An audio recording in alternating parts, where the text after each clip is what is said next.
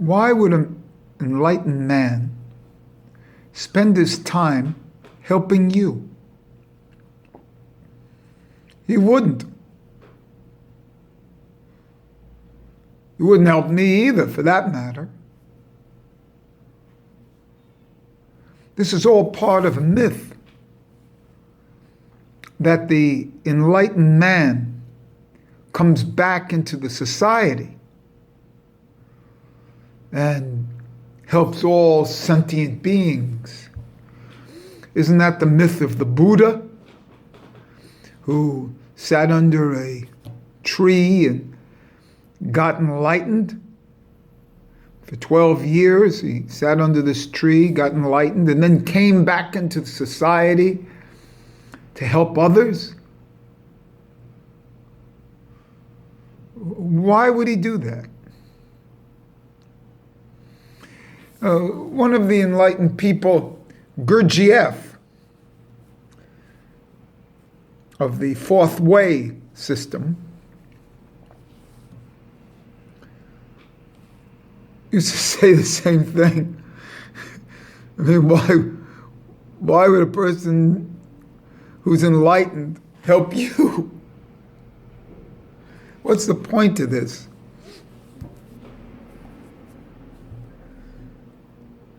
And I think it's part of a perpetuation of the societal, that the societal is the most important aspect here. And that these enlightened people only enlighten and then come back into the society and elevate the society. And in a certain sense, they find a way to elevate themselves higher because they've elevated themselves in the social. That I'm not sure of. I think it's part of the social control to bring this individual back in, to land the spacecraft, so to speak.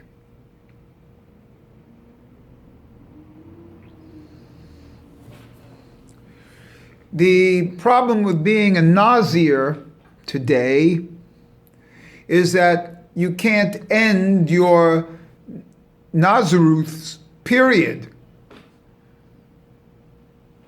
Even if you take a 30-day period, a one oath, and 30-day oath, you can't bring a korban, you can't bring a sacrifice to end your oath and re-enter the society. So there are no Nazirists, because every Nazir would be a lifetime Nazir. And this is very interesting, because there's no Beis HaMikdash, no sacrifices, no temple to do the offerings from. So you can't end the period. You're always out. Always like the scapegoat, so to speak. Always out.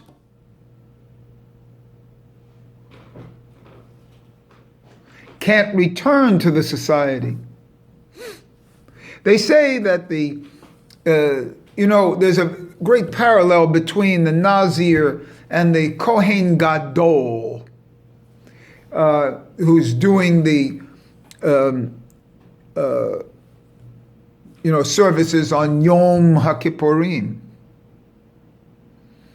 And after the services of Yom HaKippurim, because the Kohen Gadol has been removed for 7 days from the community, and after the services, he actually gets escorted back into his social, into his family unit.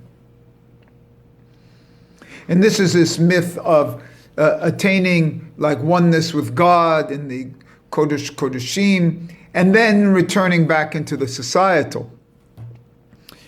The Nazir can't do that. He can't return back into the societal. And that in itself is, to me, very interesting right now. You see, I've divided every day of a lifetime into what I call a Yom. Not different than Yom HaKippurim. each of us receives a spark of Moshe, a different spark every day. Different spark of our soul, of a neshama, and higher up every day. And we have to work on that spark every day and utilize it to the full and develop it to the full.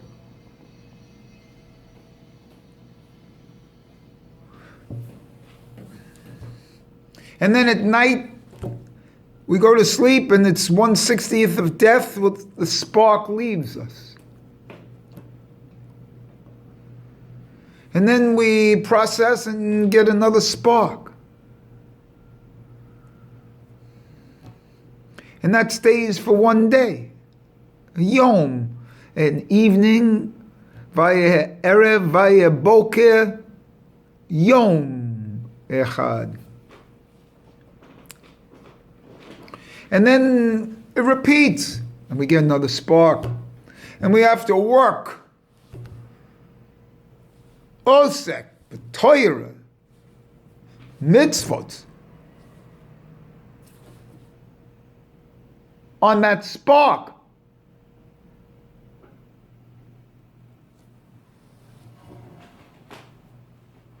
Another spark.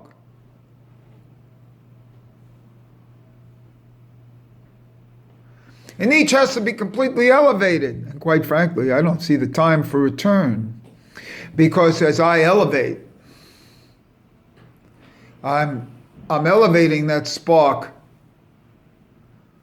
I'm not looking to bring it down here today. I'm looking to elevate this spark, this yahida, this uniqueness of mine. I'm looking to elevate. How? As a self-realized individual, as a self-made man. As what I'm going to call an Anoki, because that Anoki is no different than the Anoki that starts off the Ten Commandments and what's heard by Israel. The Anoki, it means me, myself. I, myself. It's actually I, myself. It's a self-reflection of the I. It's a two-ness of the I.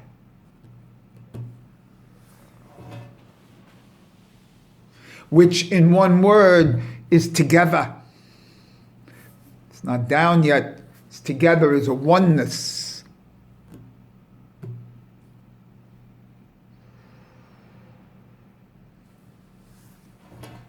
So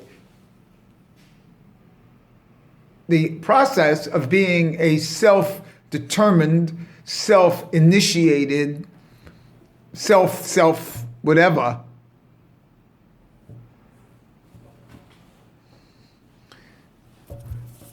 can't be returned now.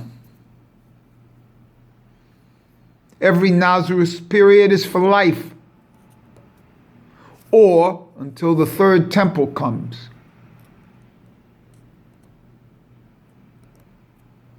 So you're not supposed to return. You're supposed to go. Lech lecha is go to yourself. Lech lecha is Gematria 100, which is not much different than the kaf that's found in Anoki. The difference between Ani and Anoki is the kaf, and the letter kaf is 20, and full spelling is 20 and a kaf and a pei, and that makes 20 and 80. That's 100, which is lech lecha. And the kaf itself is 20 as a yud. It can be a yud. Yud Vav Dalet is 20.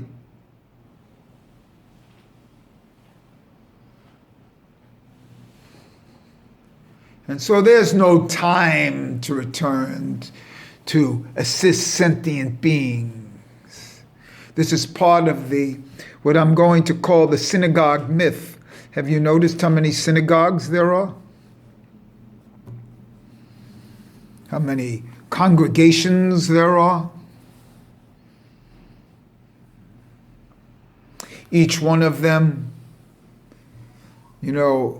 being funded with a rabbi and a community. And to me, it's a separation. Such a separation. The community on downtown is different than the community in Midtown, and then on the left side and the right side.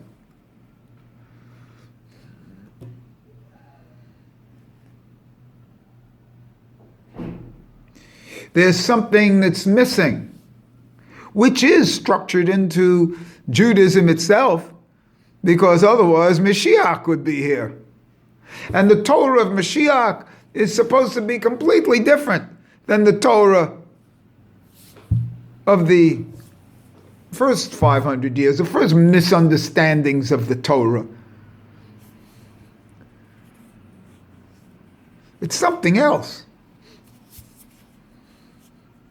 And that something else, by the way, is that we're here for a limited amount of time.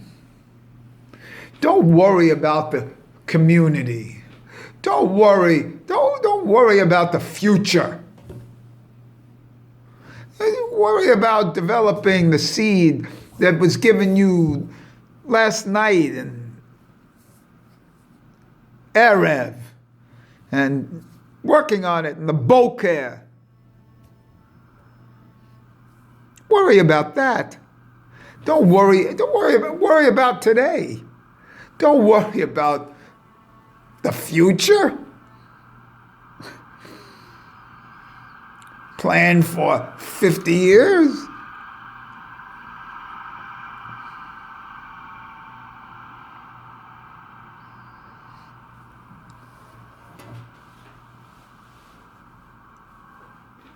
This is your last day on earth. The Last Supper.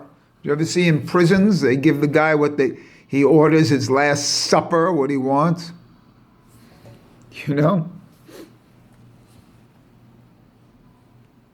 That's the way it is every day.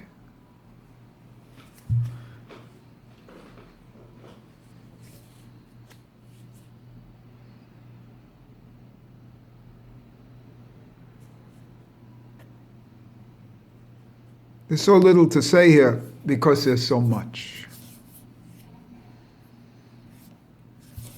The idea of compressing time, what they call ascending the wall, the whole idea of what we see as Zionism.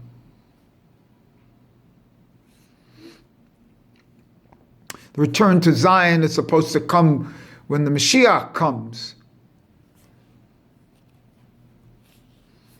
Until then, it's not a Jewish state.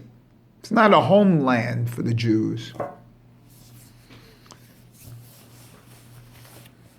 If somebody else wants it, let them have it. That's the Jewish spirituality. No conflict. The same thing last night, I watched the Golden Globes. There seems to be a tremendous empowerment of women now.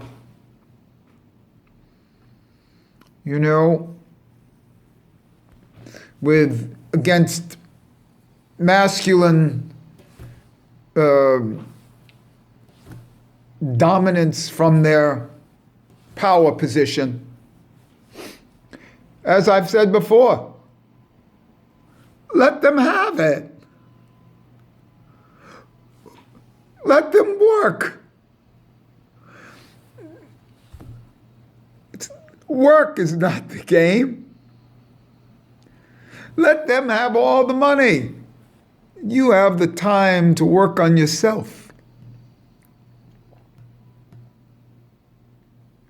Now, the beauty of being a Nazir is that a Nazir can be either a male or a female. Very strange that the highest aspect of being a Jew, there's no sexism there at all. A Nazir can be, an oath for a Nazir is equal for a male or a female. Either can be a Nazir. See? So, digest that for a while. Anybody can become self-realized.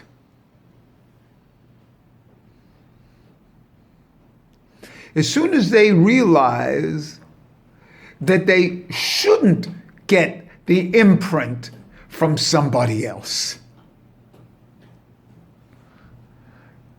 See? The stamp of rabbi, the stamp of a doctor, the stamp of lawyer. You see?